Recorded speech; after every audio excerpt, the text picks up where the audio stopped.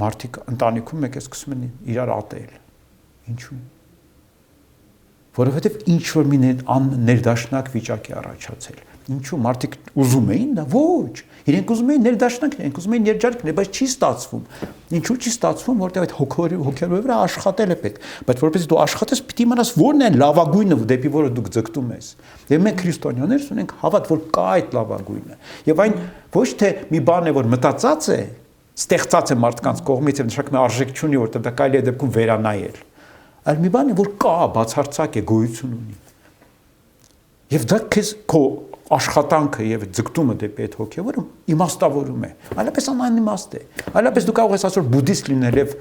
ասեմ վաղը Հարե Կրիշնա ասել, վաղը չեմ ասորը մամեդական դառնալ, բայց չես կարող, որտեղ ամեն մեկը մեծ ճանապարհ է ենթադրում։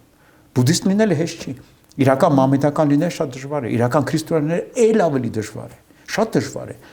Արի փորձի սիրել քո թշնամուն։ Տեսնում ստացվում է քեզ մոտ թե չէ, որ քեզ ապտակում է փորձին մյուս կողմը դեմ տալ, մյուս այդը դեմ տալ։ Պատրաստ ես թե ոչ։ Դա մեծ բան է պահանջում, զոհեղություն է պահանջում, մեծ հոգու ուժ է պահանջում։ Այդ է քրիստոսություն։ Քրիստոսը խաղ չէ, հավատքը խաղ չէ,